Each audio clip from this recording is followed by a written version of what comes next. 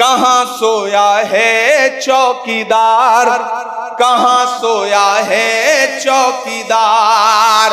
अब बिहार में बन जाएगी तेजस्वी सरकार, कहाँ सोया है चौकीदार, कहाँ सोया है चौकीदार।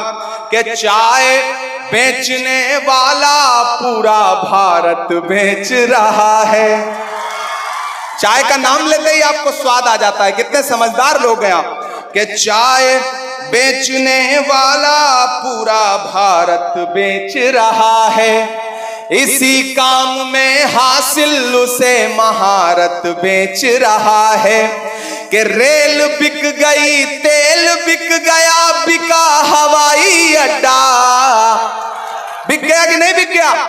LIC भी बेच दी। बिहार की सैकड़ों एकड़ जमीन अडानी को 1 रुपए एकड़ के हिसाब से मोदी। कहाँ सोया है चौकीदार। अभी जब पूर्णिया से हमें हेलीकॉप्टर को टेक ऑफ करना था तो पायलट ने कहा साहब मौसम खराब है, हम टेक ऑफ नहीं कर पाएंगे। हमने कहा मैंने श्रीनगर वालों से, कस्बा वालों से वादा किया है, आप हेलीकॉप्टर नहीं टेक ऑफ करोगे और मुझे पैदल जाना पड़ेगा तो मैं पैदल जाऊंगा, लेकिन वहां की आवाम से मिलने जरूर जाऊंगा। फिर हम कोढ़ा पहुंचे, वहां हमारी बहन पूनम पासवान थी। हमने पूनम जी से कहा कि आप हमारे साथ चलिए। पूरा महागठबंधन एकजुट होकर के लड़ रहा है यहाँ पर, एकजुट होकर के। आप पूनम जी को वोट देंगे, आप इरफान को वोट देंगे तो सिर्फ इरफान को नहीं मिलेगा, तेजस्वी यादव जी को भी मिलेगा। आप इरफान को वोट दोगे तो मुकेश साहनी जी को मिलेगा, आप पूनम जी को वोट दोगे तो IP गुप्ता जी को मिलेगा, और आप पूनम जी को और इरफान को वोट दोगे तो मोहब्बत के उस मसीहा को मिलेगा जिसका नाम राहुल गांधी है। मुझसे राहुल गांधी जी ने कहा कि इमरान जाओ, पूनम पासवान बहन की तरह है, इरफान भाई की तरह है, जाओ। ये गरीब गुरबा की लड़ाई लड़ने वाले लोग हैं।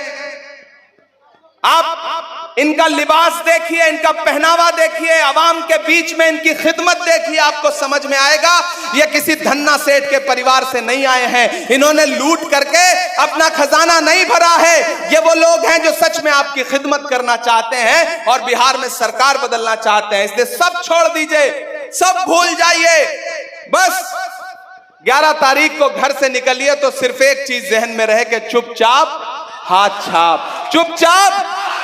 और जोर से आवाज आनी चाहिए, चुपचाप। और जोर से पटना तक जाए, दिल्ली तक जाए, नरेंद्र